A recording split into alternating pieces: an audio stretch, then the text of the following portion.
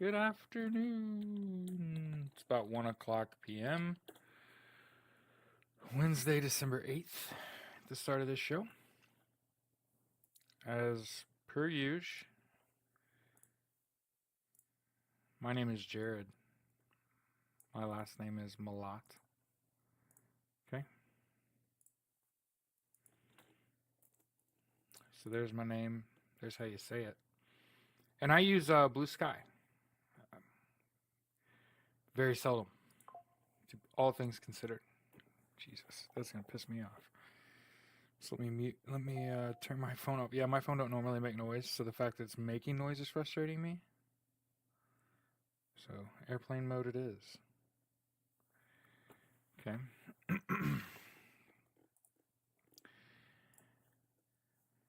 And as always, there's a link to my YouTube channel. Okay. As much as I want to make posts on social media, right, that draw attention, right?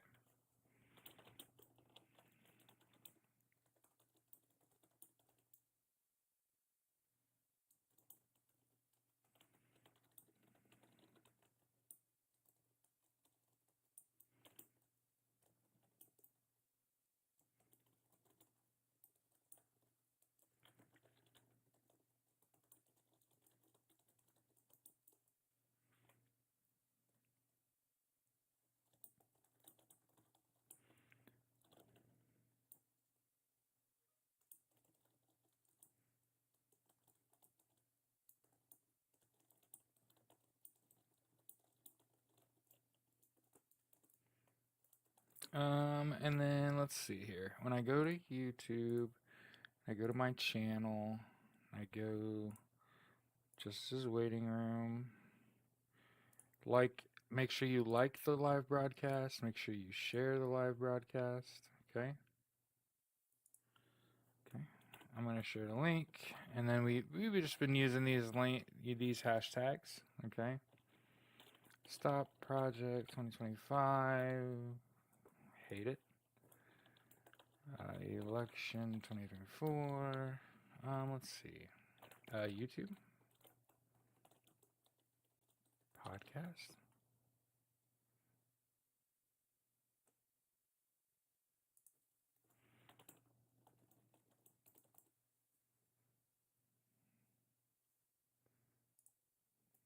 That's pretty good. Post. And then what I would implore you to do, okay, if you're picking up what I'm putting down, is take this announcement that I've created,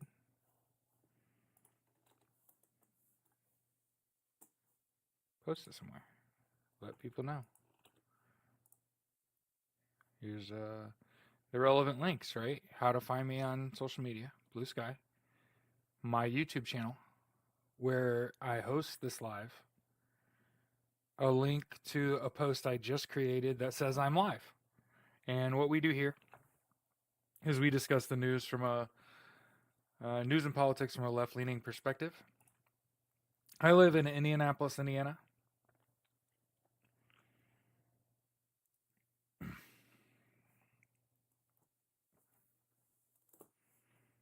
I'm a recovering sports journalist. Okay. And just so I've been thinking about this, like what happened like at the end of my career. And I understand that, like for a lot of people, they just work their whole lives and they don't ever talk about it. And what happened at the end of my time with Vox Media covering the Indianapolis Colts is that they wanted me to write about like fantasy football, daily fantasy football, and sports betting. And they didn't give us a choice where we got our lines from, like where you got your information from. They worked with somebody. And once you start working with, I'm not even going to name a place, it's not worth it. Once you start working with them, they want to control your work and they want to control what you're saying. We want to see you with a collared shirt on. We want to see you clean shaven, and it's just like, what? You can't cuss. What? And oh, by the way, it's worth $25. Pass. I'll just keep making the content I was making. Went to negotiations for contract for the next year and was just like, no. For the record, got paid more, but never made more than a few $100 a month. Don't get it twisted. It was a part-time job. Okay, Colts are a small market team. The people that work for the Colts that are in media, that's who gets attention and money, and anyone outside of that is fighting for scraps. And we all know that. You already know that already. So anyway, I thought we'd go live here on the heels of a House Intelligence Committee briefing. Right? One of the things that I'll do is I'll take my slightly bigger, I'm just kidding, frontal cortex. I can't even believe I completed the sentence. And I'll actually read the transcript, figure out what was said, see if we can glean anything from it. I didn't anticipate anything coming down. Obviously, the Matt Gaetz report, that getting published is a interesting reversal. I think it signals a few reversals, if I may, with Joe Biden. Joe Biden has changed his mind lately.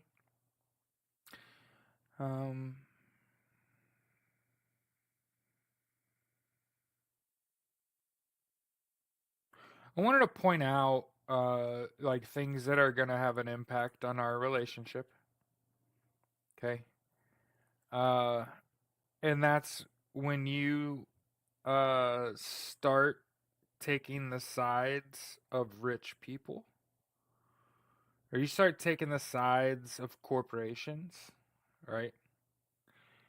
If you start telling us, for example, when we need to be progressive as possible, right? Like, remember, I'm a socialist. I still want to see my dream achieved. I still want everyone to have universal health care, education, income, and housing. And I'm going to spend the rest of my life trying to deliver that. Okay? My thought process is, win or lose, this is the death knell of the Republican Party. Kind of no matter what happens. I can promise you a overwhelming majority of Americans would never again vote for a Republican. Knowing you'll cheat. And people say, gotta pardon Donald Trump, gotta move on. And like, these are people that are completely ignoring any court cases, any legal issues Donald Trump's had, any amendments that would stand in his way. One of the things that's starting to bother me is there's not a resounding theme on television. When you go somewhere, January 6th, Donald Trump is ineligible for office as a result of supporting an insurrection. You don't even have to participate, for the record. Supporting.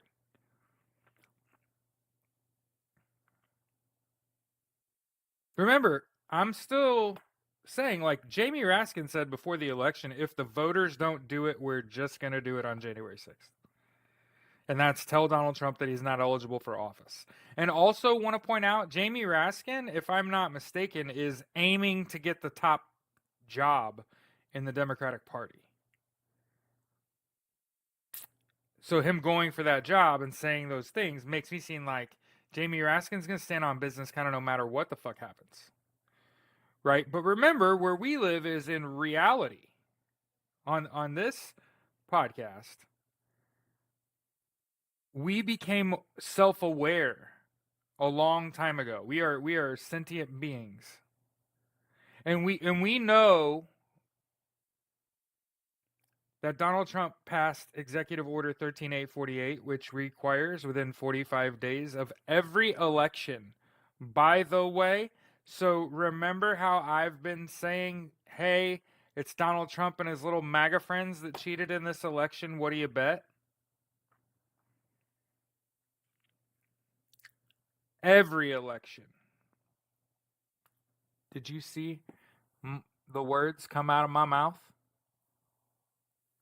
Every election is going to get a report on election interference by December 20th. Now, what we also know is that there's a procedure for prosecuting election crimes, and those all become DOJ. Which means that SCOTUS can't tell us no. And that whatever the penalties are, you can't get around that. I believe it's called federal crime. Tell me I'm wrong. She said that one of my ardent supporters, Jilly, said the Dems don't have a great history of having a spine, but I hope Raskin will do what he says, as do I. Again, his seeking of a high position within the party signals to me he's willing.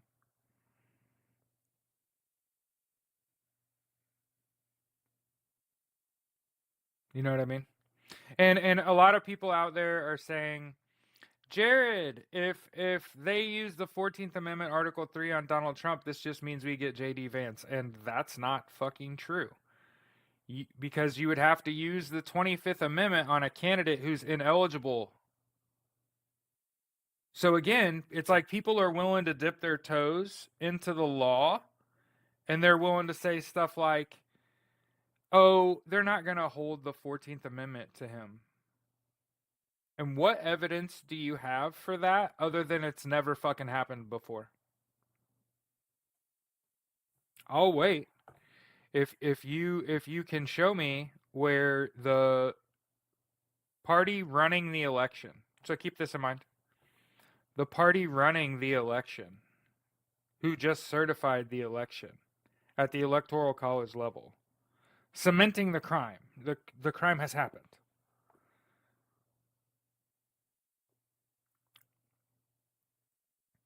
You think there's no consequences?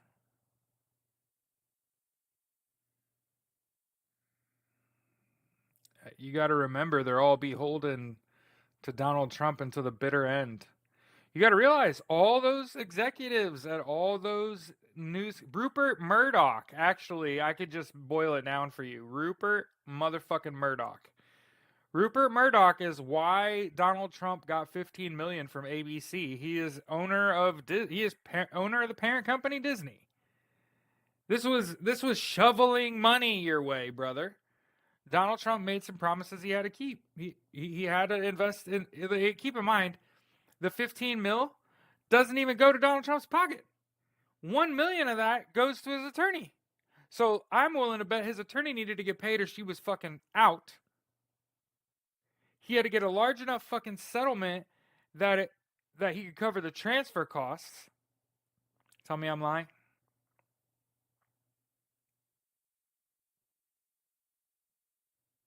Because his lawyer's probably like ready to skip town.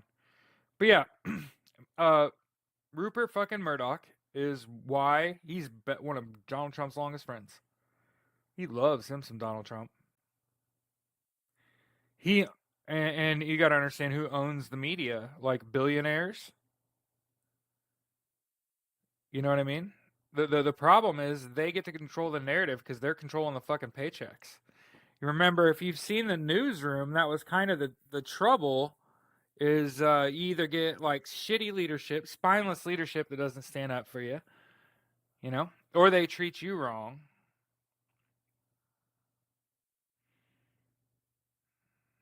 Just getting started, Logan. We'll be going about 15 minutes. Largely saying the same things we normally are saying. My name, where you can find me on Blue Sky, a link to my YouTube channel. I'd appreciate if you make sure that you subscribe there. There's a link to my most recent post on Blue Sky where I announced that we're live. And then we kind of talked about here at the beginning of the show, like, people are upset. Why aren't people talking about Executive Order 13848? Why aren't they talking about processing electoral crimes and how that now becomes DOJ? How Donald Trump can't dodge the truth now? He had an opening to dodge the truth. There's a reason a lot of people that are in media are trying not to divide their audience. They're trying to max out on straddling the middle of the road. Right? Like I know going into it that I'm turning somebody off when I say that I'm a socialist. That I want everyone to have universal education, income, housing, and healthcare, right? Healthcare, education, income, and housing. And the reason is because I'm a disabled veteran, okay?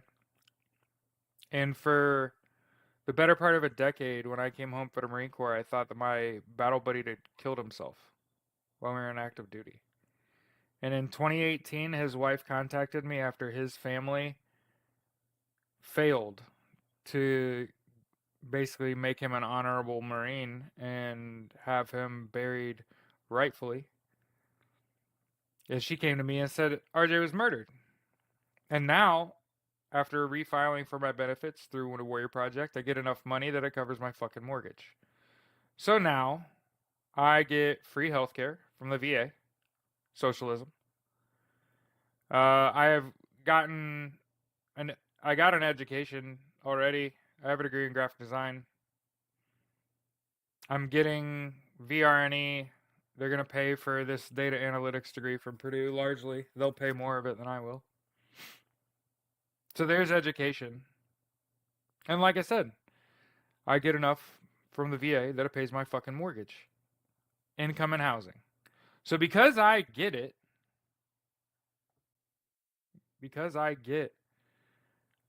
socialism myself, first of all, it's put me in a different mind frame where I would have never become a teacher, for example. They don't get paid enough. Okay? But you give me socialism, I'll take that paycheck. I'll go be a teacher for 9 months a year. I'll coach fucking sports too. Right? Right? Because no matter what, you get summers off. Tell me I'm lying. And it's a union job. You get paid more every year.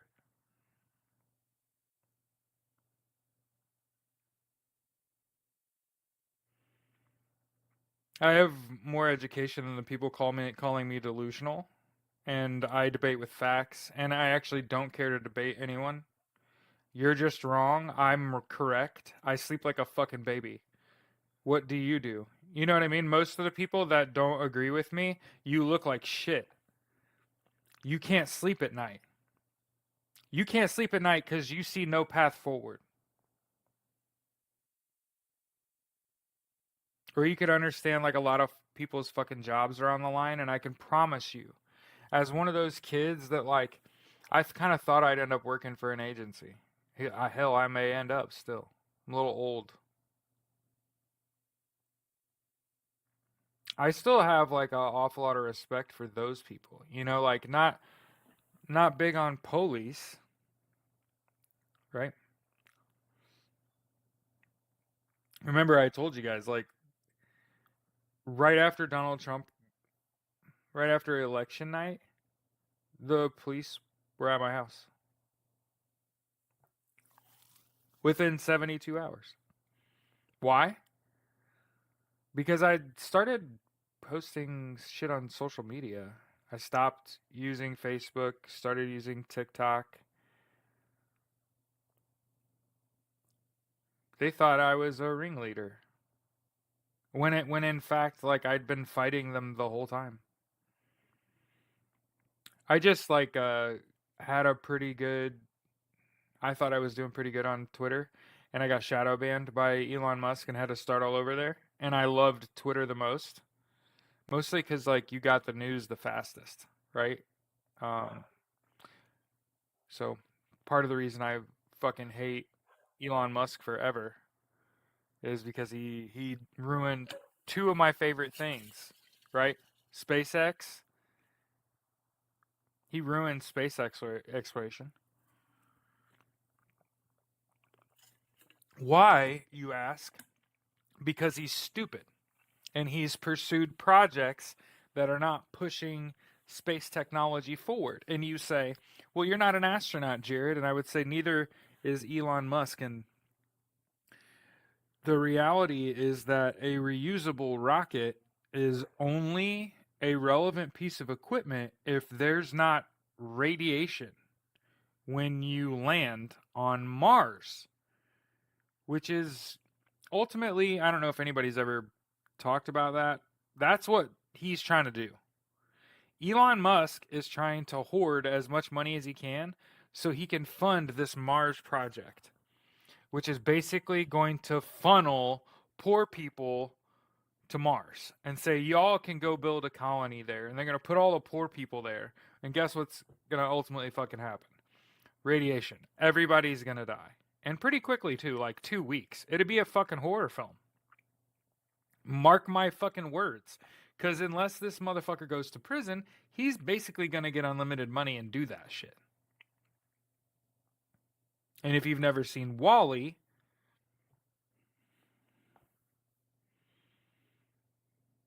or play, like I'm telling you,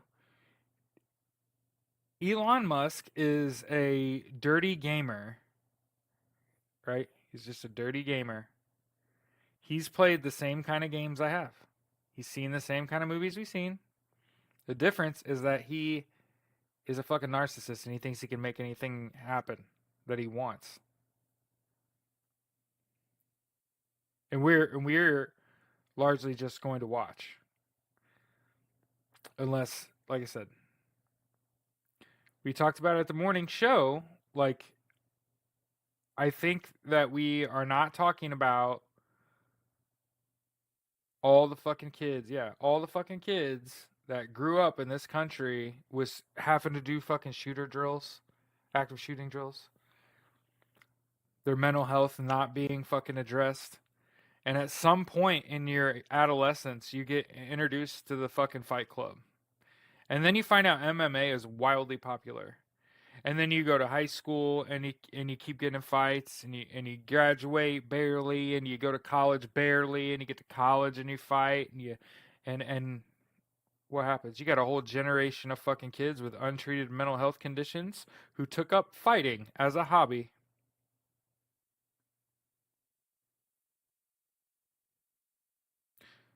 That's why UFC is so popular.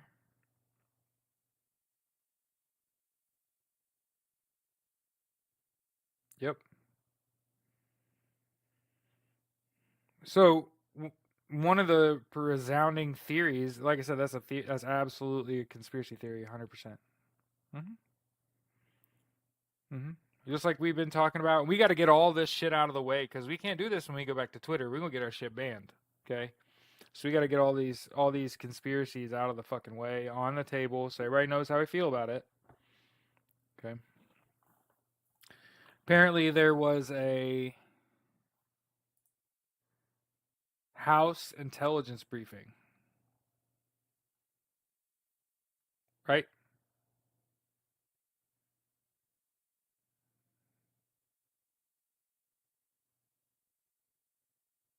Yeah. See, even mainstream media is saying like you should have made AOC the nod, right?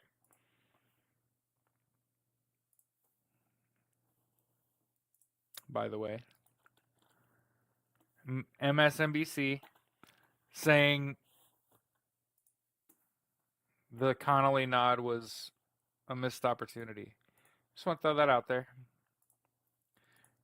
We're going to talk about some dire shit, right?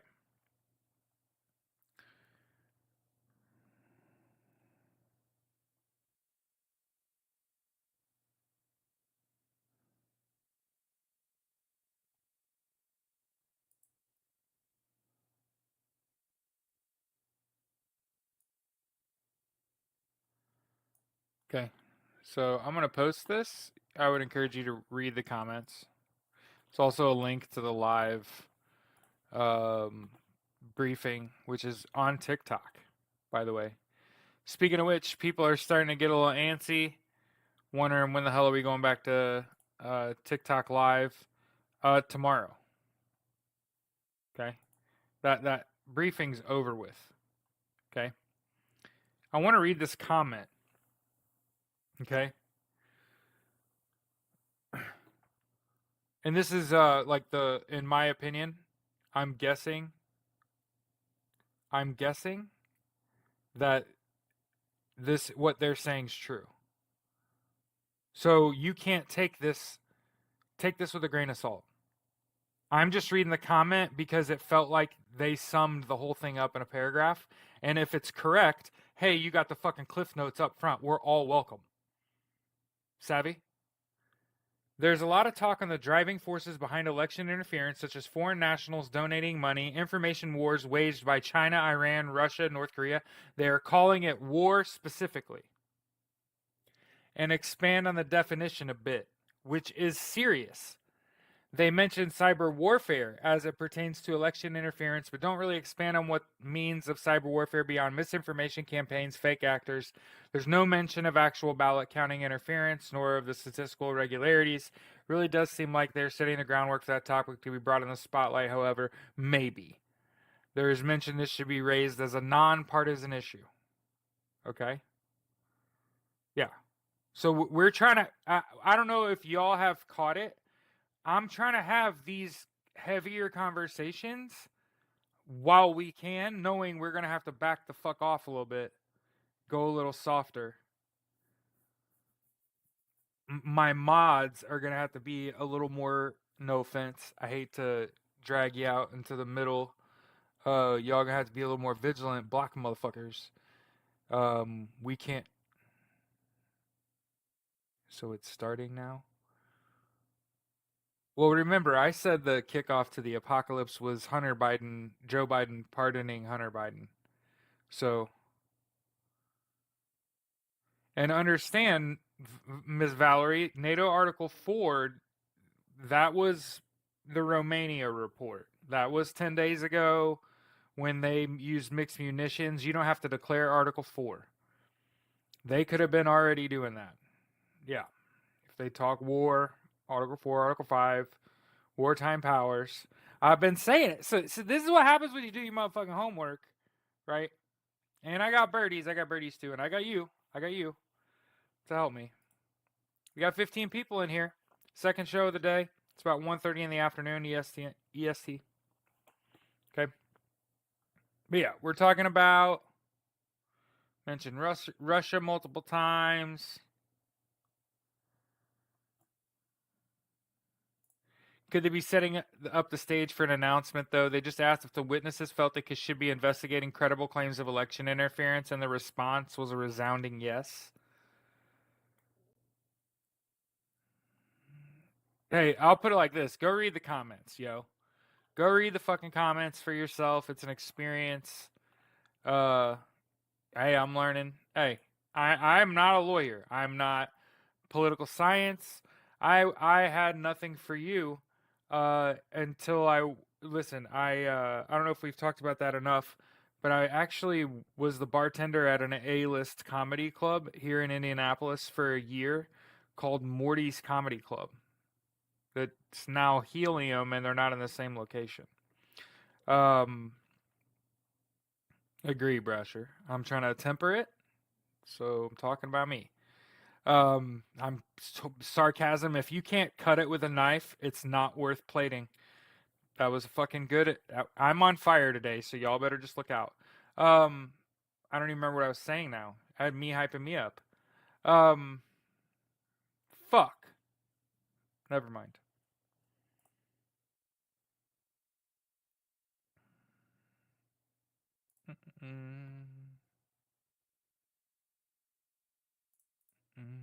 Hey, this is interesting. Stephen Spoonemore was interviewed in the New York Times today. Yes to the moderators blocking right away. Hey, look. Here's Steven Spoonamore being interviewed in the New York Times. Yes, I worked at Morty's. I worked at Morty's Comedy Club as the bartender for a year and some change, actually. I started the week of Thanksgiving and lost my job after New Year's. They said I stole alcohol. Just know I don't drink like that. I certainly didn't steal three. I think some asshole accused me of stealing 3 bottles of Patron. The truth is, he was drunk when he got there. He brought 2 of those bottles and then went out and bought another bottle and brought it back. And then when the alcohol count came down, we had just sold a fuckload of fucking tequila, and he took that into inventory. So he took it as I stole 3 bottles of fucking tequila. No, it was fucking New Year's. We had fucking 4 or 5 nights in a row, of fucking sold out shows, and we went through it all. It really happened, and they accused me of theft.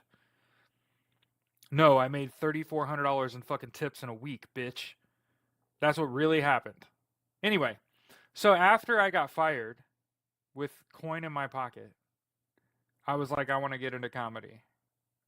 Because, I could talk helly shit on them. These pieces of shit, right? And,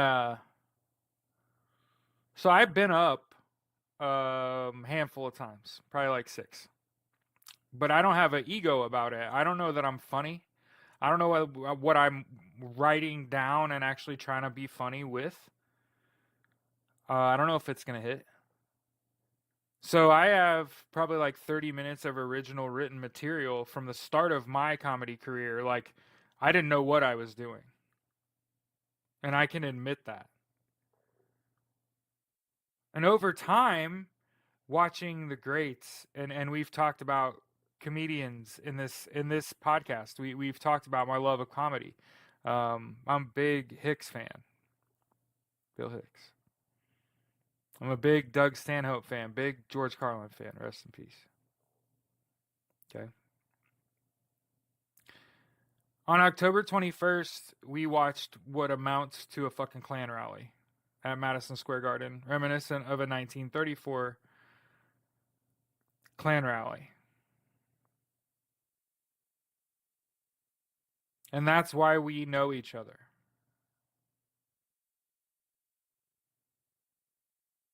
Because, not only did like 2 weeks later,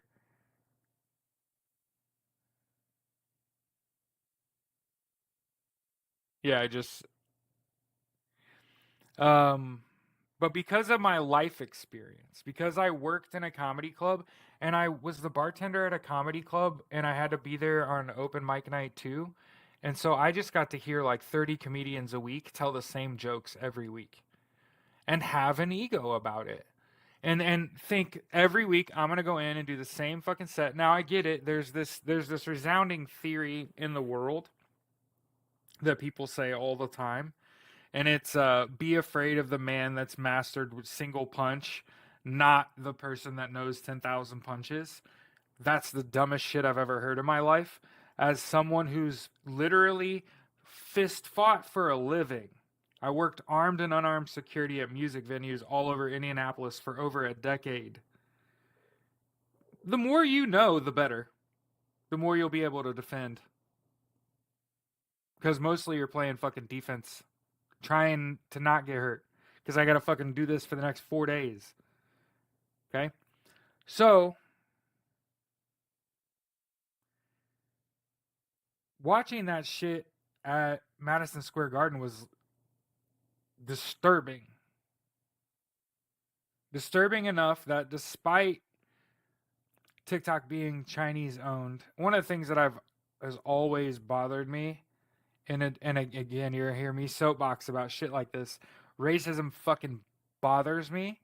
I've always been a little fucked up over the anti-Asian sentiment, mostly because one of the things that I learned is contrary to the Russian population, the Chinese fucking love us.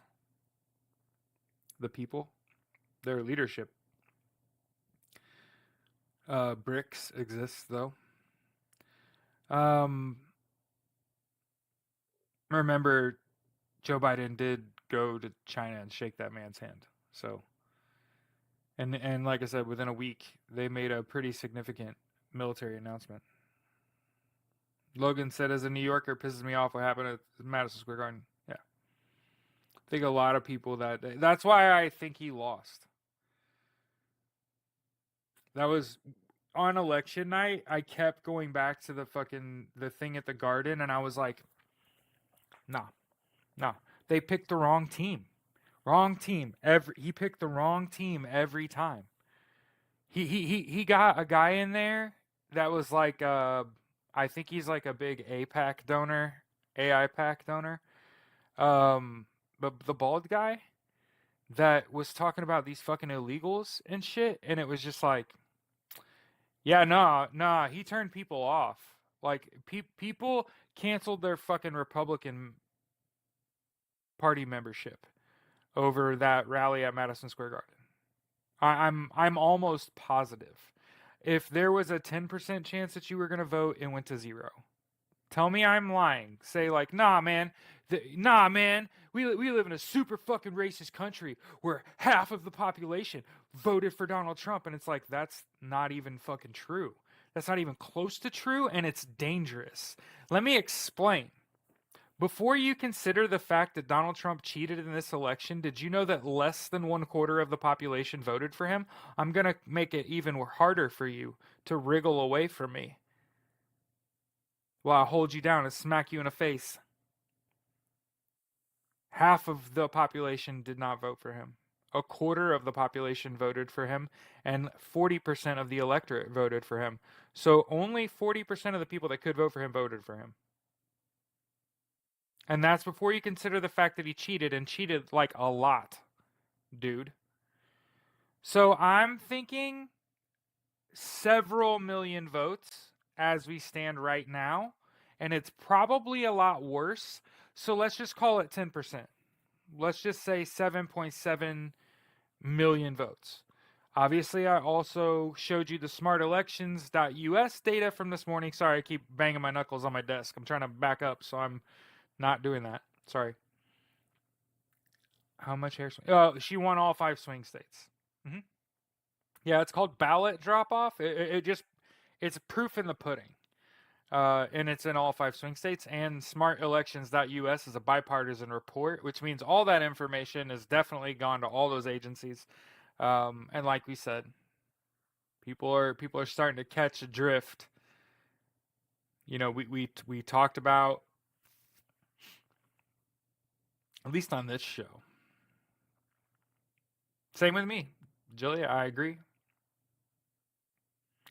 Making him look unpopular. I think it was deliberate. Yeah, see what they realized is that nobody was going to vote for them, so they had to cheat. How much they cheated, we don't actually know. I said 10%.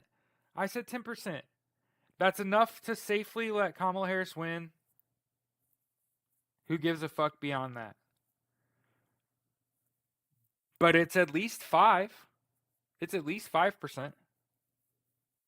He cheated. It's readily fucking apparent.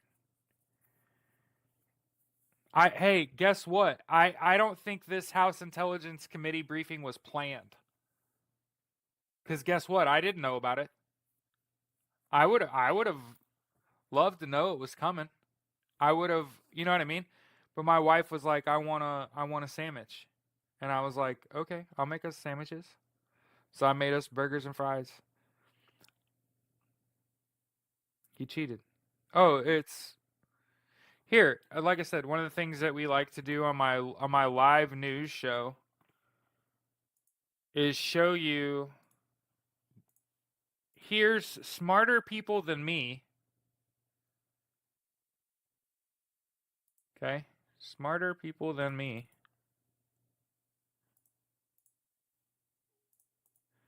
Doing the math.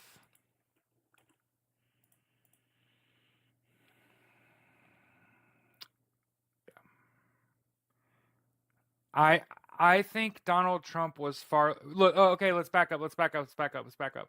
I need an acknowledgement where I need some like, okay, a few months before the election, a social media firm did an audit of Donald Trump and Elon Musk, and they found that 90% of their following was bots. So when we talk about how much did they cheat, a lot. He was not popular. I would say 15 to 17% of the population, probably more like 33%, one out of every 3 voters maybe.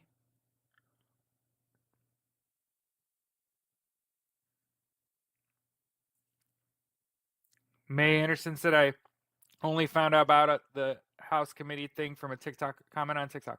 So listen, Linda. One of the things that I kind of caught was the comments are saying this feels like laying the groundwork. Generally, when people leave comments like that, they have some experience listening to these political speeches. It wasn't a, I don't feel like that it was pre announced.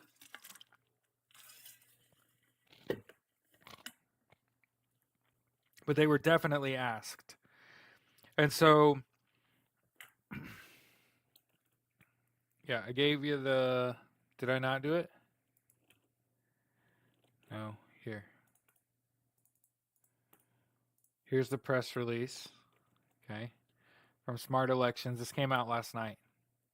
Okay. So,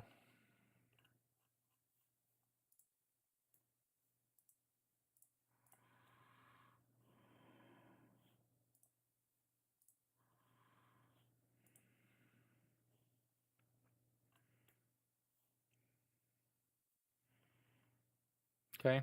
So that you've got it. Here's the first public acknowledgement of data analysts by a mainstream media. Okay. A couple of my mods in the chat, Dakota and Marlena. Meet your maker.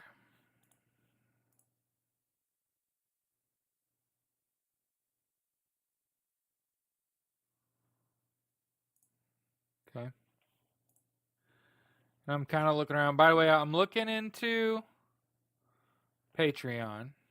Somebody reached out to me and said, "Hey, do you have a Patreon?" And they offered some unsolicited advice.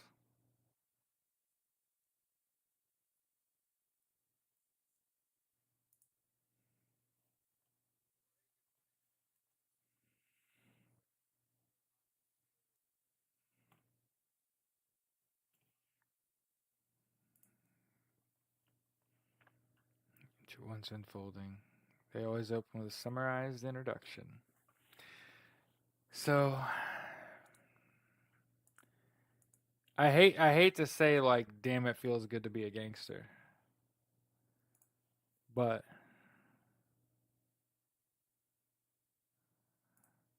jeez. So keep in mind, any amount of money that you give, I have to pay taxes on. Only going to end up with about half. Pretty much any amount over like $900 a month is going to be taxed pretty heavily. So when you see, I'm gonna probably do 30, 60, 100 a month, and say, look, like $1 a day to be sit in a live chat while someone reads the fucking news, not bad. $1 a day. $60 is $2 a day. Hey, that's $1 tip, right? Or that's me actually getting the full $30 in the end. And then you don't need me to sell it to you. $100 a month. It's like cable, right? You basically can cancel your cable. We're gonna talk about relevant news in here. This is relevant. This is the AP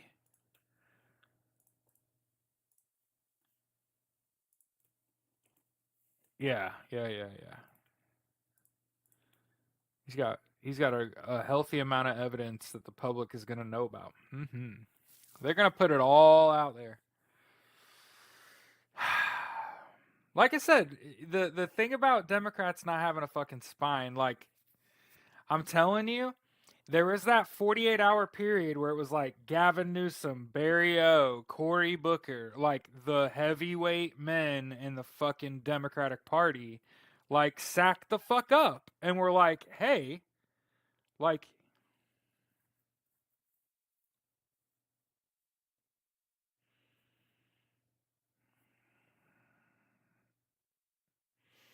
so he can just release his material to the public.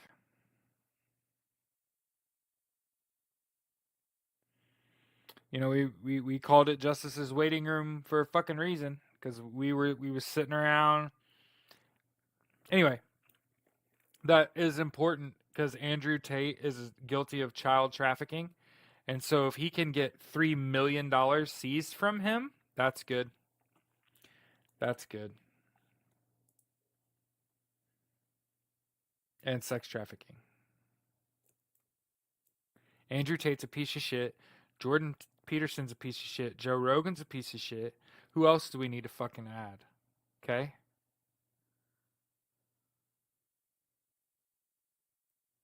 I'm on the fence with Theo Vaughn.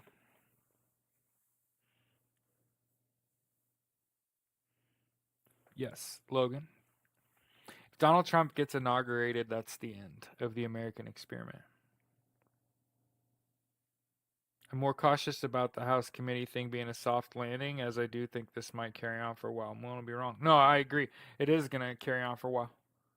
So we've kind of talked about it. It's just all coming to fruition. So it's like,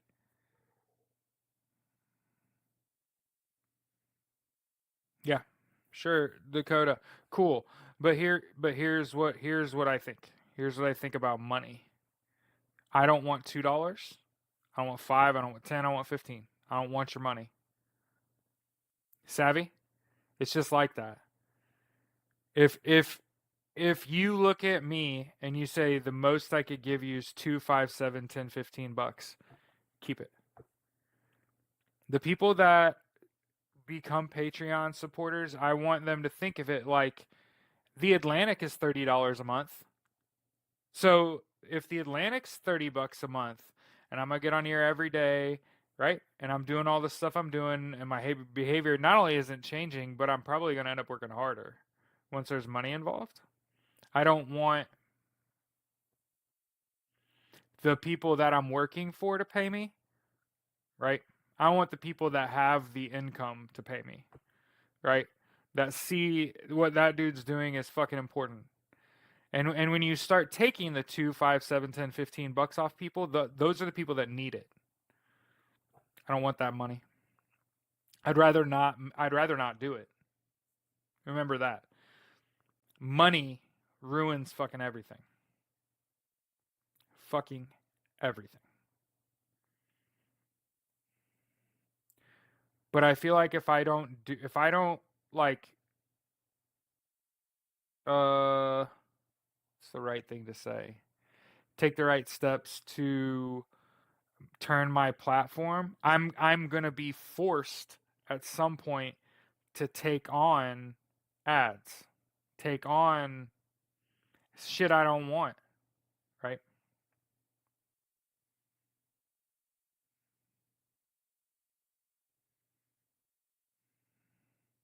Not to bang on about this, but that they all went into a big yes to investigate this. Yeah, they did.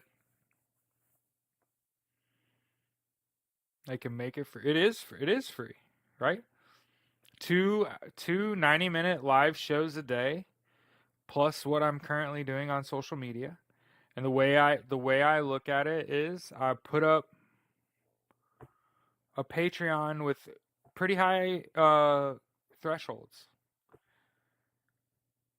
and look at it like I'm not what other people are offering to do. I'm not even doing research on this. I'm saying like you are getting this is what you're getting right now. 3 hours of me live a day plus what I'm currently doing on TikTok. But at certain thresholds, a few $100 a month, $600 a month, $1,000 a month, I'm going to have to say, okay, look, I'm not offering you shit. But because of the amount of money, here's what I'm offering. Now I'm incentivized to provide outside of what I've been doing without watering down my shit. What does that mean? It means it becomes a job.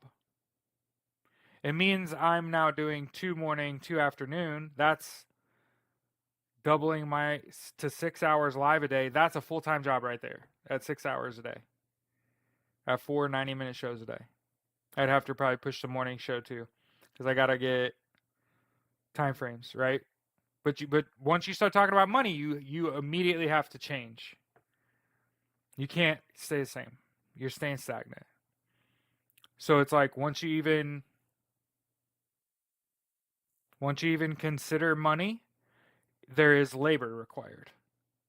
So because I'm saying, well, I know that if people are willing to pay me what they pay the Atlantic, I'm already outworking the Atlantic. I am worth a cable subscription. Hmm? Because we're a community of people actually doing stuff, not just sitting here. And think about supporting me is going to help me build the American Socialist Party. Because as I've said, no matter what happens here, because here's what's going to happen. I've been saying justice is going to prevail amidst a sea of people that have said it's over and have long since given up, that are going to do an about fucking face. And keep in mind, those motherfuckers are going to ask you for money too.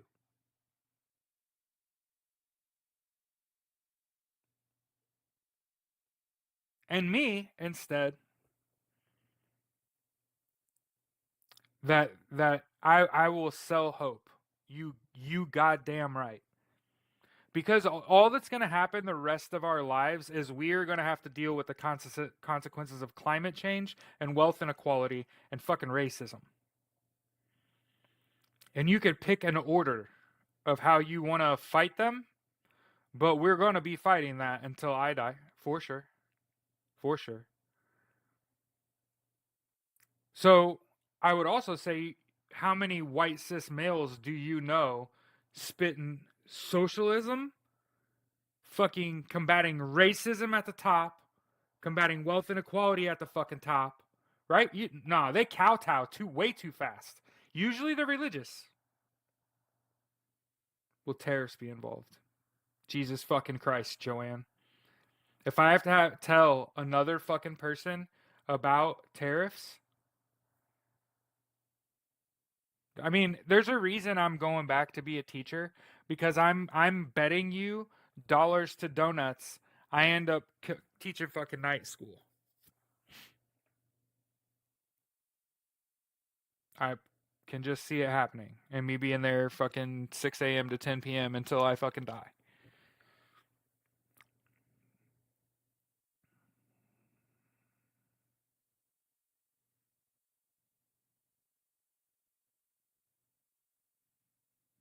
And I am trying to build an organic community, and like I said, part of the thought process behind what I'm talking about today as it refers to Patreon is, if money's tight, I don't want it.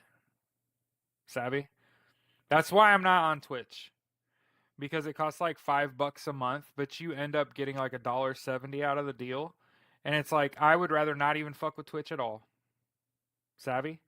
I wouldn't want somebody to give me $5 and me end up with less than $2. Savvy? That doesn't seem like a good deal. So, hey, Patreon's going to take half of whatever you give. I can't do anything about that. Taxes are going to take another half. And again, I can't do anything about that. So again, like I've said, I know people are staring down the barrel of a $30, $60, $90, $30, $60, $100 fucking sub a month. But again, if money is even a thought of being tight, I don't want it. Use it on something else. Don't give that to me. I can't have you coming to me and ask me for fucking sustenance, because I can't provide that. Now, my thought process is, with higher sub fees, it takes less subs to get to a point where now I can give back. right? I can start. I can afford to do the programs that I want to do within my house. That's going to create more. Like it's going to allow me to use my land, right, to create like I'm going to grow a big garden and give it all away and have people literally drive by with like plastic bags and just get out and fucking get the shit yourself. I'm not going to do. I'm not going to also tear it off the vine and put it in a bag for you. Um, Money you give me helps me with those projects that I don't have the money for right now. It feeds the dogs. Like I've been fully rational with my money. Like my wife makes enough money that it pays our bills. We are almost exactly, what is that word in business? Fuck. Where your bills equals what you're making. So I don't, it's not that I'm need money either. It's that my service is worth money. What I'm doing is valuable. And like I said, I'm doing it with the people that don't have it in mind. You can be a low effort supporter. I am a low effort supporter. Is it cogent? I don't know. Salient? Fuck, I can't remember the word. I gotta look it up.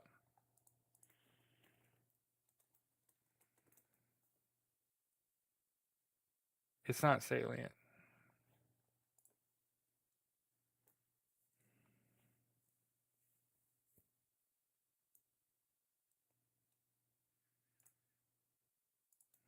God, I hate with that. Solvent! Fuck! Thank you, Dakota. Solvent. Right now, I'm solvent. My wife works. I'm a disabled vet, pays my mortgage, and I have a couple $100 left over off it. Okay, I don't drink, I don't smoke, advocate for healthy lifestyle. I'm basically fed, right? Bop tart in the morning. I drink my coffee. I cook. We do HelloFresh. It's more um money. It's like efficient. So it's like I'd say like less than $600 a month on food. And again, so because I don't need a few bucks, I'm not gonna ask for it. Do you understand rationale now? Oh, so we're pretty good. Yeah, you can tip. We can set all the money shit up. I'm gonna be one of those people that's very transparent. Like you're gonna want to know. You're gonna be like, "Hey, you're now wearing a suit." Yep, a sharp fucking suit, color coordinated, every day a different one. Yeah, you better fucking believe it. I have style. I just don't have money. I want to be presentable. I want to look good. I want to look as good as I fucking sound, son. But my whole life I've just worked to get to this spot. And so like I said, I actually see what's going to happen here. And I have seen it this whole fucking time. And I have said I see I sense a great era of laziness. Because what happens is people have been expecting to lose. And justice is going to swoop in and fucking save the day. And because people will have been saved, a people will have been saved. Millions of people will have been spared. I sense a great era of laziness where people are like, oh, certain doom. We escaped certain doom. And they set back on their haunches and they're just like, I'm out. I don't want to deal with politics anymore. I don't want to have those tough conversations anymore.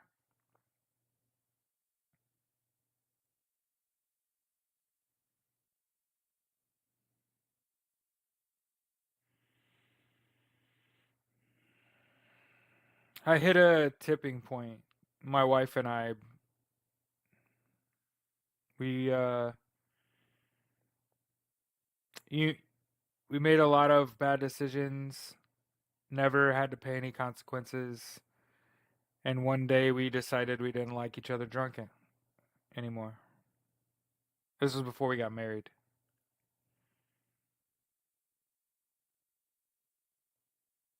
And when you've been drinking and smoking your whole life and been mostly like a social drinker, and you meet someone that now I've been married to 7 fucking years.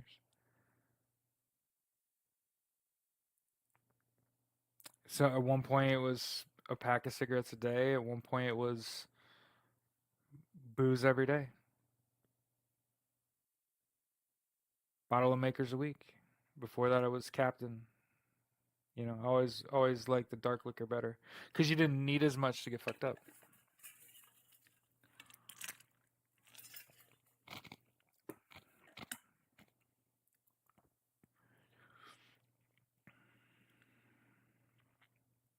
So, like I said, um, I think any time that I get money, I have to be transparent. You know what I mean? Like when I go around my mom or my grandma, they're always sliding money my way, and I've never had anything. No savings account, no investments, nothing like that. So I'd end up just like giving it to my wife and forgetting about it.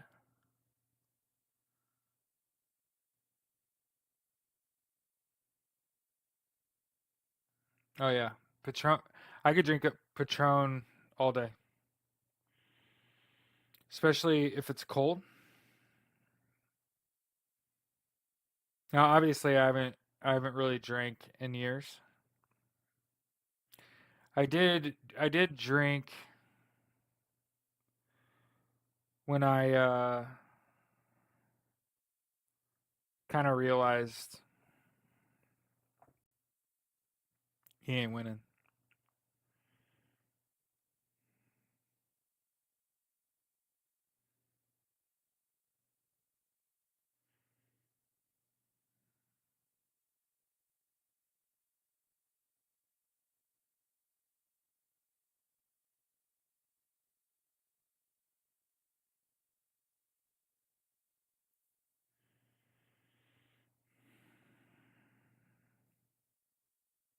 Yeah, like I said, because I drank like hard liquor, I didn't have to drink as much to get drunk.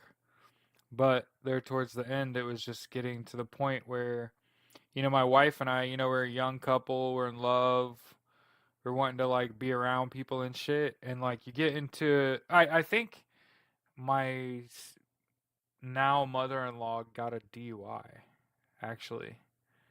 And I think that's what made my wife and I just be like, we don't need to be like that though.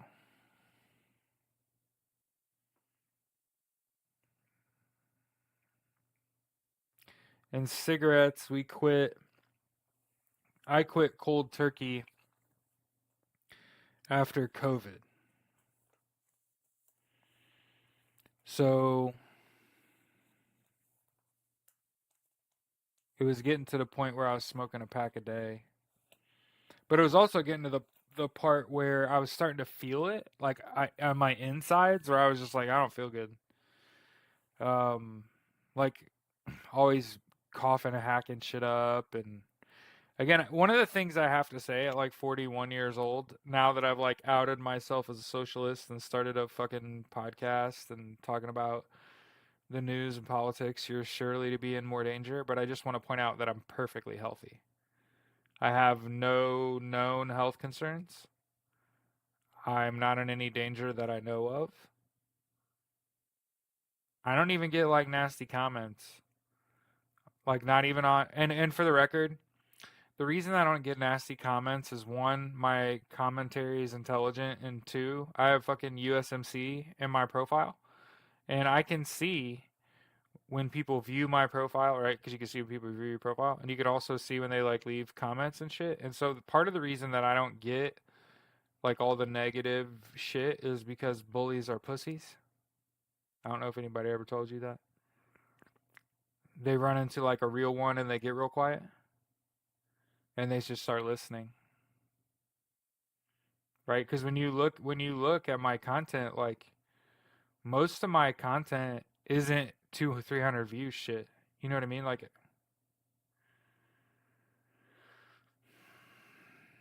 still light smoker 25 by the way. Just quit smoking, quit drinking. Focus on taking care of yourself instead. It's much harder to do it every day. You know, smoking and drinking was easy. You know it's hard? Taking care of yourself. Giving a shit about you.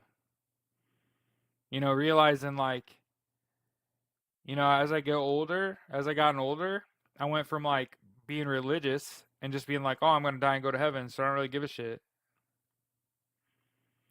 And then I get older and I'd be like, God's not real, but reincarnation might be.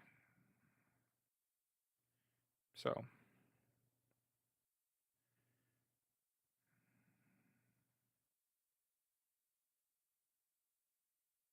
good. Glad to see everybody's and I want to be like honest about it. Like I'll always be an alcoholic. I'll always be one decision away from getting drunk. And it's something like every day you don't do it. It's additive. And it used to be additive the other way. I've been going hard. I drank like 5-6 days this week.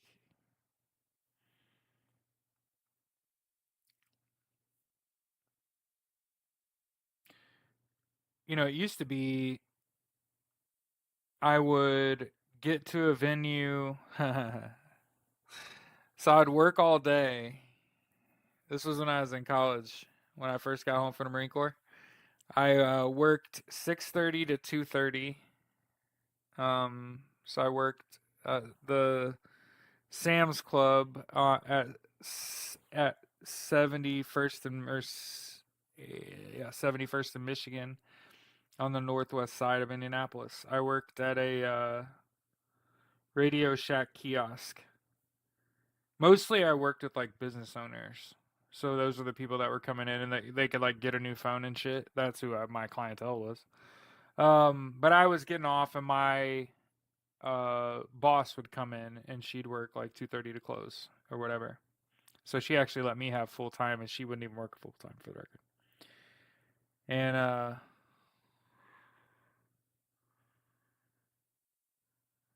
when you work full time, get off at 2:30 and you want to have a social life, you kind of got to dick around for several hours because people aren't getting off work themselves and getting out to the club until like 7:30 or later. So what I found this group called Indie Mojo, and for the record, the original was called Louisville Mojo,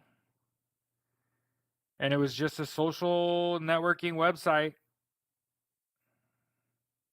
Had forums, threads. No, it had forums and a calendar of events, and got in with that group and started working security where Indie Mojo was going to be. So I would just like either work with the talent or work with the venue to try to secure security. And whether it was paid or free, it never mattered.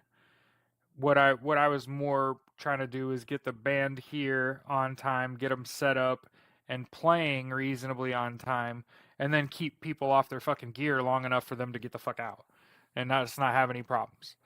Um, and the only problems we ever had was when people didn't understand that and wanted to lollygag. And then once you start lollygagging backstage after a show, that's when the fucking assholes that are pissed drunk, whose girlfriend already left them, that are willing to fight security to fucking, I don't know, breathe on you or some shit.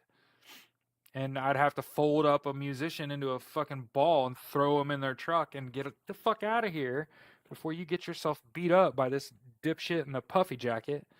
Um, So yeah. So what I would do is I would show up at the venue, and they would have like a meal, like a burger, fries, and a beer for $5, and that's when I'd start drinking, and I'd have a beer, and then somebody'd show up, want to play beer pong? Fuck yeah! So now I'm playing beer pong. Want to do shots? Fuck yeah! Now I'm doing shots, and then it's like, hey, can you work? Shit. So then I'm a little buzzy, standing out the door, checking people's IDs and shit. Like, Jesus Christ, this is stupid. And then what would end up happening is the show would let out 11:30, and then they'd come up, hand me cash, and be like, so you're done for the night? You want a drink? And it'd just be like, sure, fuck.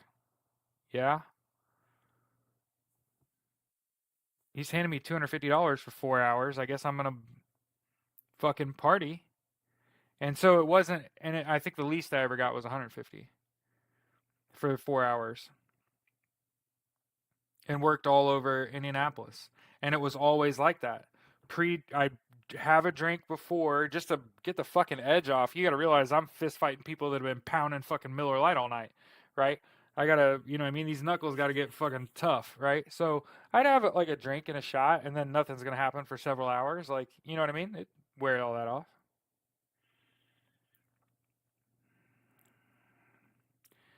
So that's Marlena. Part of the reason that I was even talking about fucking Patreon and shit is because I can see my wife seeing what I'm putting into this, and I can see it starting to wear on her.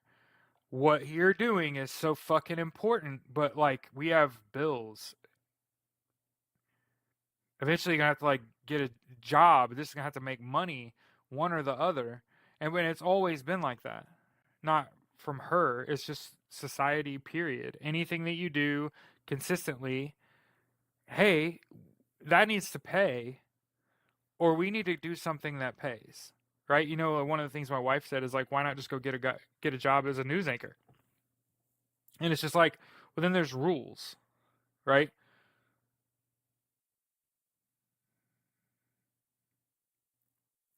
And as I've said, I felt like she would be great on fucking TikTok. She's hilarious.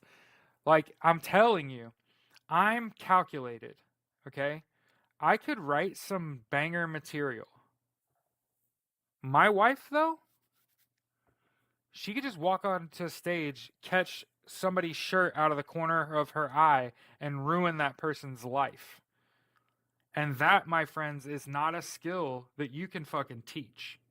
People spend their entire lives trying to learn how to interact with a crowd. And she walked on stage the first day and literally lit somebody's whole wardrobe on fire. And I think it's like, you know, we're all, it's like that little motivational speech I gave where I get it. People are going to not take it seriously, but like for the better part of 15 years, I've been saying like, I'm an alien. For as long as I've been cognizant of my whiteness, I've been like, I'm an immigrant. You know, as far back as when I gave up my faith, I realized because of all the things that I've been through and how I came out not selfish, but completely selfless, and trying to, even when telling my audience I'm going to put up a Patreon, I'm going to put pretty high parameters on it cuz I don't want people who are struggling with money to pay me. That's not whose money I want. And I want the people that see it as an investment to know I'm going to be transparent with it, and I'm going to try to use it. And that's part of why my wife's not involved. But she's like anyone else that lives in this fucking capitalist regime. Most people just want to clock in and do their work and go home and be a private citizen. And I can't blame her for not wanting the limelight and saying what you're doing is dangerous. And while it's good and necessary, are we able to, you know, pay our student loans if we have to? No. Are we able to, right? That's the kind of stuff I got to start thinking about. student loans. I'm in school. I got a couple years until I don't know actually know when I can start teaching, right? But I would rather do this. I'm sure that if you asked my wife what she would rather I do is sit in your office and talk to people and de-escalate and calm them down and talk them through what I would argue is world-changing event every single day since November 5th, whether we want to admit it or not. Like, we're in a period of great change. It may not feel like a revolution,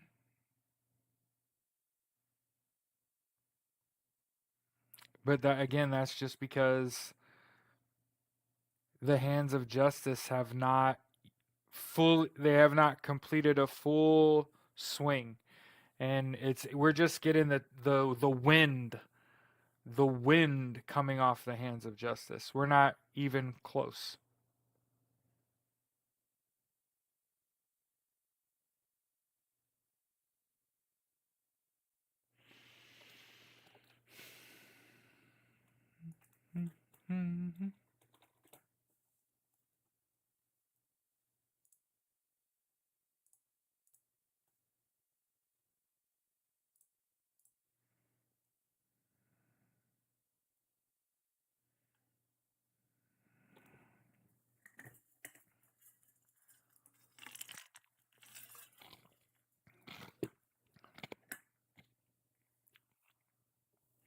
Again, I'm gonna point this out. Slate saying AOC should have won. Yo, wild shit.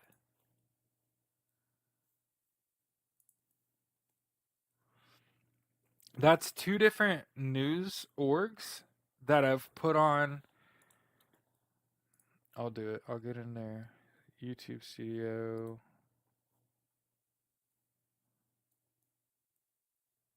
We have 757 subscribers.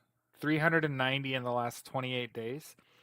That's 46 more than I had before we started.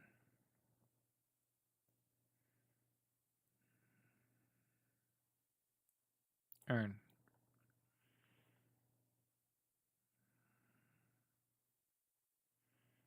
I need either 3,000 watch hours in a year or 3 million shorts views. So I think I got to start uploading. Okay.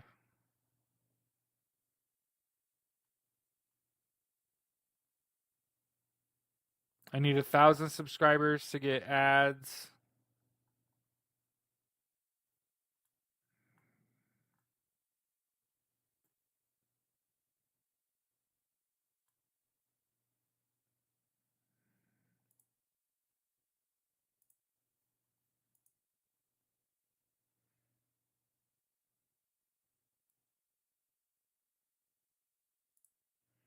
And of course, like by saying like we'll figure it out. I don't think we're there yet. That's watch ads. Let you know when you're eligible. Start your earning journey. Next milestone. Shopping. Yeah. So I have the subscribers and the uploads, but I need public watch hours of my content. 3,000 of those. That's probably easier to get. Or 3 million shorts views in a 90-day period. So,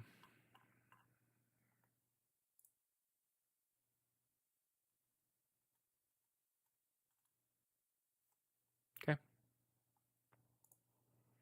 Sweet.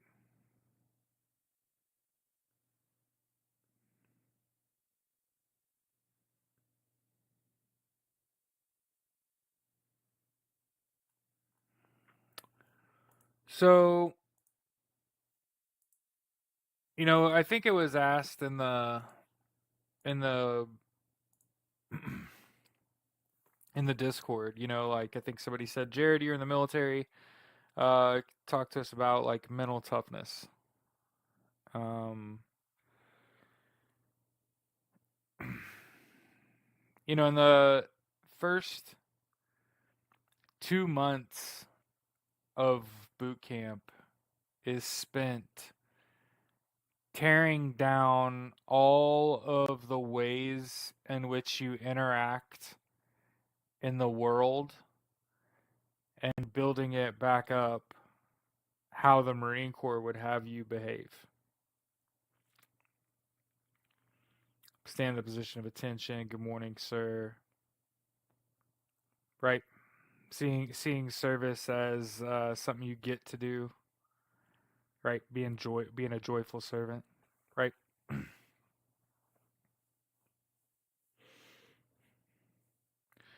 So understand, like, they're trying to break you. The first 2/3, the last part of boot camp, they put a gun in your hand. It's called the rifle range. So they spend 2/3 of boot camp teaching you how to obey me so that I can give you a firearm and teach you how to use it. And that'll be the most patriotic fucking thing you've ever done in your life. And so when you ask me about mental toughness, now that I'm older, it was more about getting up every day, make your bed, put on the coffee, let the dogs out. Like, just living every single day is just as tough. Look at the shrug. It's just as tough as being a fucking Marine. Fuck you talking about? The difference is when I was on active duty, every day I was going to fight. One way or the fucking other. Either they're gonna send us to hell, or we're gonna fight to prepare. And I think about like the world I live in now, and I think about most of the people that I interact with probably don't look like me. And like I said, it forces me to take some firmly held beliefs and say, these aren't serving me or the people around me right now. So, one foot in front of the other, one day at a time, together,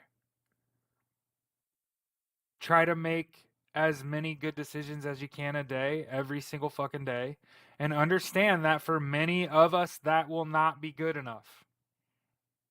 And you'll die too young. Or you'll succumb to the stress and take on drugs or alcohol. Or your body will fail.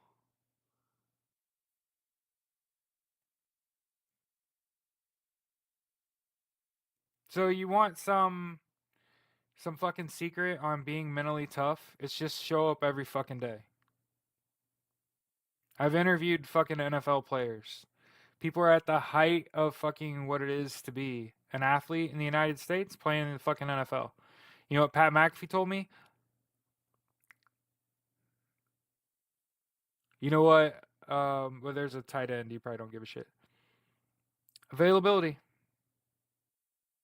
is the best ability. You want to make millions? Show up every day. Now, I get it. Plenty of people show up every day and they don't make millions, Jared. And I think it's because, like, for a generation of people, we didn't aim high enough. Because I think, like, you aim too high, still land among the stars. I mean, I'm only 31 and I still, or 41, sorry. But I still think I'm young. I don't see myself as like some old man. So there's no like magic trick you can do. Unclench your fucking jaw. That'll keep you from fucking crying all the time. And cry. Cry. Weep. Fucking be emotional. That lets you know it means something to you. And like I said, there's a lot of people that it doesn't matter what I say, you're still sitting over there saying the worst is going to happen.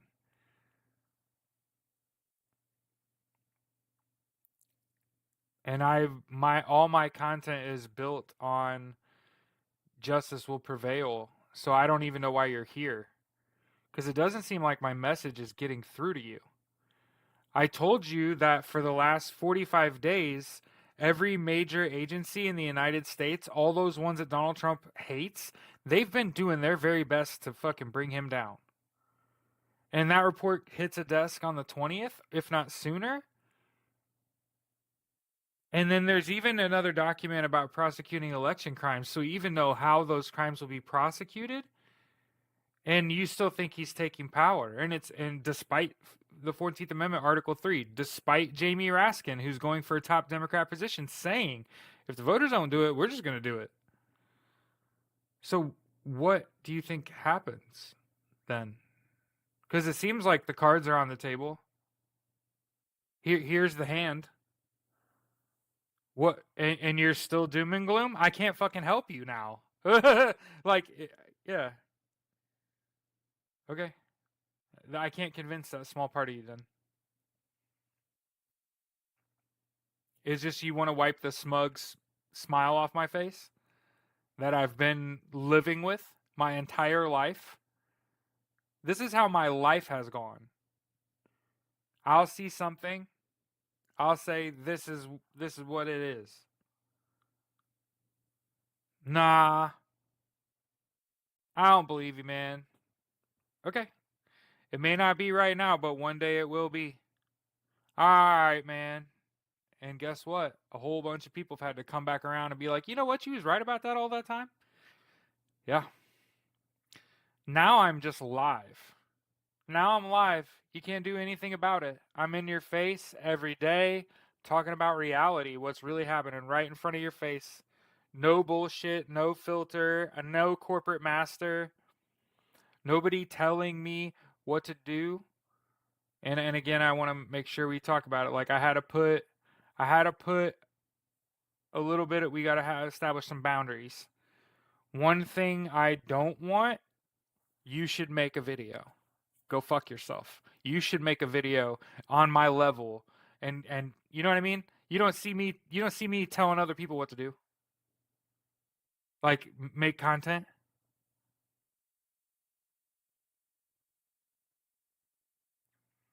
I get it. I empathize first. I empathize first.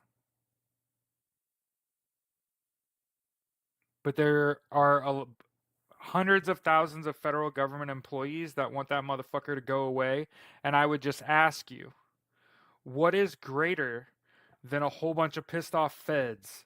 And if you have an answer, you're fucking wrong. I'm talking about hundreds of thousands of federal government employees that really don't want to lose their job.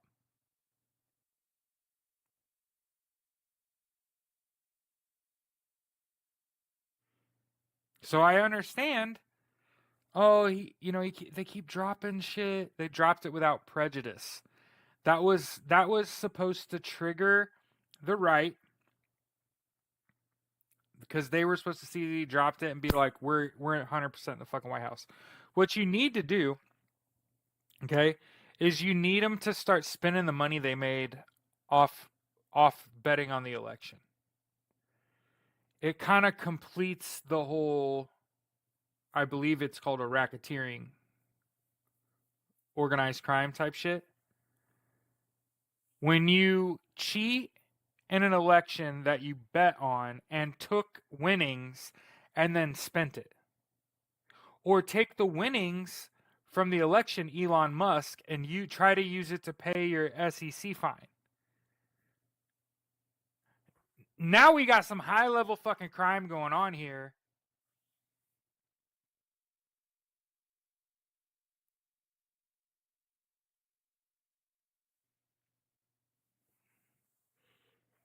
And I also want to point out that I know that you don't like hearing it, and I wouldn't like hearing it from a white cis male either. But when people say that he gets away with shit, I just am going to keep pointing out every fucking business venture that man has ever had has fucking failed. And he's also paid out hundreds of millions of dollars for all the wrongdoing he's done, and he doesn't really have any fucking money. Like he should he could have been mad rich, and he is not. And I fucking hate him too. So to pretend like he has not paid consequences, that's kind of denying reality. I understand that the ultimate consequence that you would like to see is a jail sentence or the death penalty. And I'm telling you, you're going to get those, and it's not going to give you closure because that's not how this works. What should give you closure is him not getting the job, not being your president, and not JD Vance neither, none of that shit neither. Okay? But as I've said, one of the things that I expect is a great deal of laziness. And I'm not calling you lazy. I'm saying what's going to happen is you've built this up. He's going to win, he's going to win, he's going to escape, he's going to get away, he's going to get away, he's going to get away. Oh my God. He got arrested, tried, convicted, sentenced, jailed, dies. And I will be sitting right here and you will say, I'm broken. I didn't get anything out of that. Exactly. You weren't in the cell next to him. You didn't get to see him his disgraced face walking across the jail floor. You didn't get to fucking see any of that shit. You didn't even get the satisfaction of watching him die. And you're going to come to me and you're going to say this was very unfulfilling.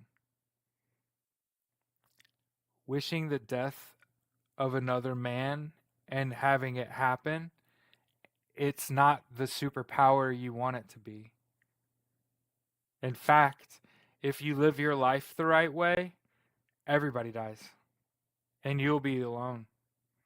So just know there's a lot of people out there preying on Donald Trump's downfall that are going to go through a mental health crisis when that person dies and you don't get shit out of it.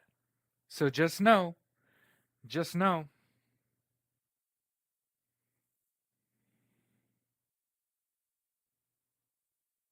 Just know there's a lot of people preying on his downfall that are right. They're correct. But you gotta settle with him not being the president and then him probably gonna die in a jail cell. And you're not gonna get out of it what you thought you were gonna get out of it. I'm just telling you ahead of time. Like as somebody who has preyed on people's downfalls, it's not nearly as fucking fulfilling when it happens. Because then you're like, oh shit, I'm more powerful than I ever could have known, and all I did was wish for someone's peril. That's all I did with it. It makes me rethink what's powerful, right?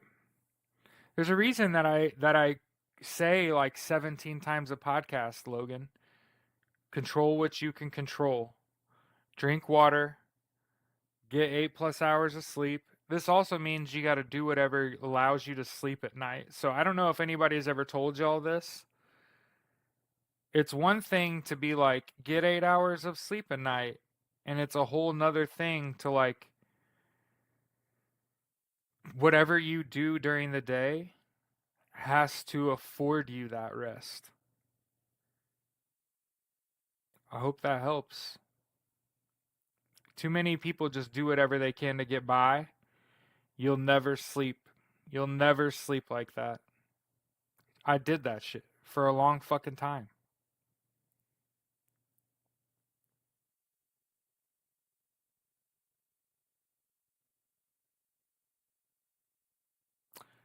So, like I said, drink water, get 8 hours of sleep, exercise, eat right, control what you can control.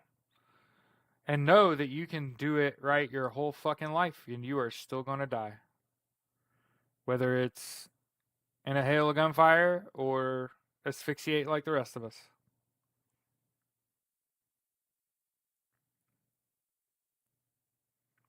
This is also about deprogramming. So part of what we're living through is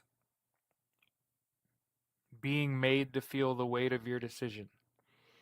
But it won't hit most people because, again, Donald Trump fucking cheated in this election and most people didn't fucking vote for him.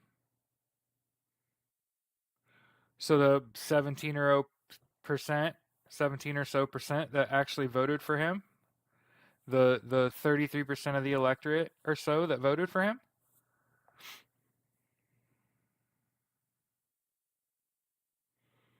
hopefully they've been isolated. Hopefully they're feeling the weight of their decisions. Hopefully they've lost their job. And all I'm saying is I hope those companies doing uh, layoffs, I hope it hits someone that thought they weren't going to be affected by it.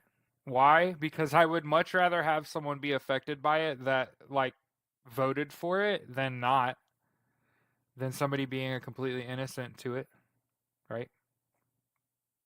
So I know it's a crazy time to be alive. There's a reason I'm here. I'm not even religious. It's because I see a need, right? It's not like I'm trying to take advantage of you.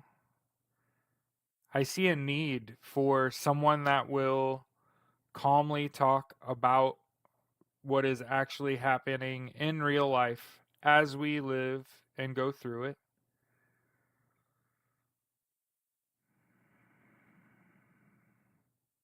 And I think the stories from today are pretty big. House Intelligence Committee has pretty much a surprise briefing, and also multiple mainstream media sources are talking about how AOC should have won, and also are acknowledging the data analytics issue that this election brings up, with the New York Times interviewing Stephen Spoonemore. Unfortunately, there's just not a lot of meat on the bone yet. It's like the chicken is regenerating. Hope that makes sense. It's like every day it just gets eaten and eaten and eaten, and by the time the afternoon hits, like, you're running out of shit. So I appreciate y'all. We had 17 people in here, and I didn't even check it for a while. We went an hour and over an hour and a half. I don't know how many days this is. I don't count days. Oh, that's another fucking thing. Uh, just be where you're supposed to be on time. Stop counting days and shit. Oh, and don't fast. Don't fast. That's a piece of advice I can give pretty confidently. And don't take Ozempic. That's another piece of advice I can give pretty confidently. Um, Fasting is fucking terrible for you. There's data that suggests fasting uh, causes a 91% increase in a chance of a heart attack. Um, what was the other thing? Fuck. Fasting and what? Shit. I hate when my brain does that.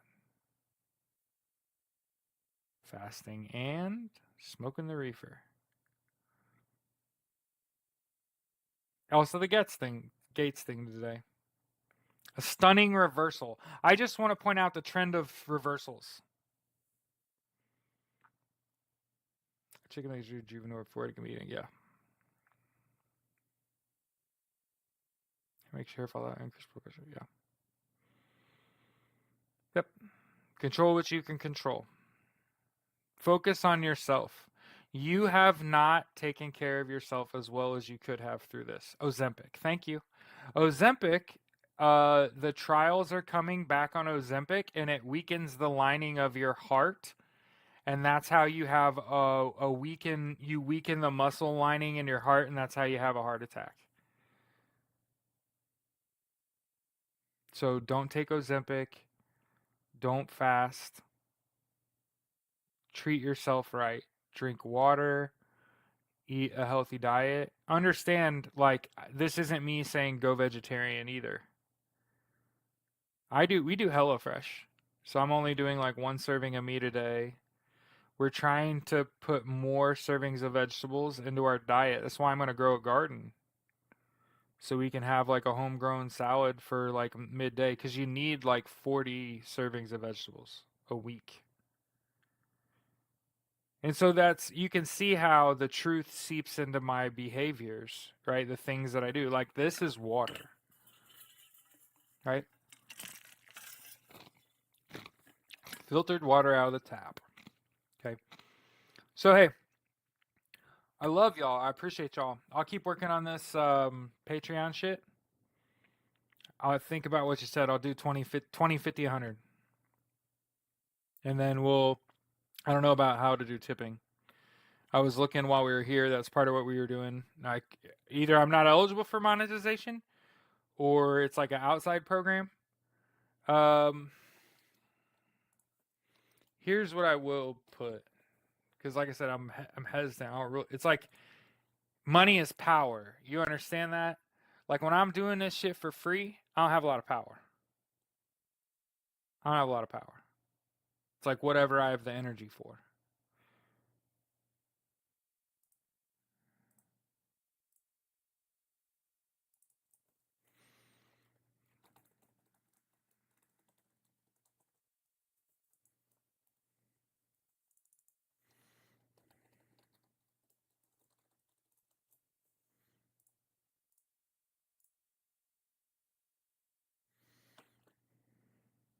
Okay.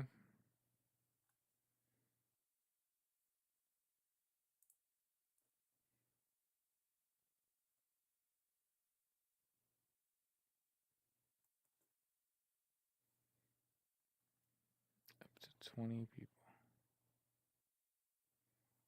Hold on.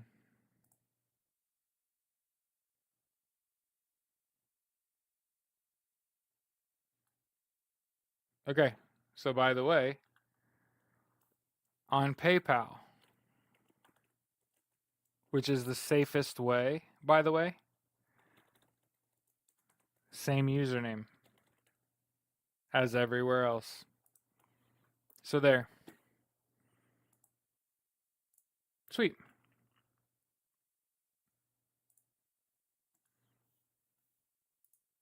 I didn't know that. I didn't know that it was likely alien. That's cool. Okay. And so I'll put that up. I have a link. I have a link tree that I'll have to work on. Because like I said, there was a time period where I was maybe good to know too. I'm listening. There was a time period where I was trying to be a professional gamer, and so I did have a different link tree and vibe in social media.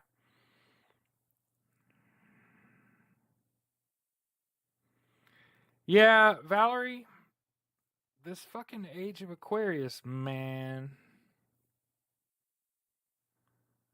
I mean, I'll put it like this: like, I don't really believe in that shit, but I remember before all this shit popped off, like they were like, "Yo, this shit's about to happen. Shit's about to be fucking nuts," and you're like, "Really? Like, how nuts?" Hey, you know what? They've answered the bell every single day. And it was when the French Revolution happened too. That's what I said shortly after the United Healthcare CEO got dropped in broad daylight. It feels like the start of a revolution. I get French Revolution vibes. I get guillotine vibes off the public execution style shit. So that's why I posted the content I posted this morning, where like we're in a fucking class war. Like, if you don't understand, before this is the last thing I'll say and I'll go. Nancy Pelosi is the sixth richest person in the House, personally. I'm not talking about familial money. I'm talking about how much money she's made in her 40 fucking years in government. Okay? She put 74, 75, and 81-year-old people in head of committee positions, all who have an enormous amount of personal wealth themselves. Okay? Instead of AOC, who was a fucking server at a restaurant. So if you don't see this as the same thing as the United Healthcare CEO getting popped, if you don't see this as rich versus poor, you're going to have a hard time. If you're still kowtowing to fucking billionaires and thinking they're going to save you and that it's going to trickle down, they're literally trying to buy governments. They're buying governments now. Buying governments, deregulating, stuffing their pockets. Which doesn't make much sense if the world's going to end. Now does it? So hey, have a great rest of your day.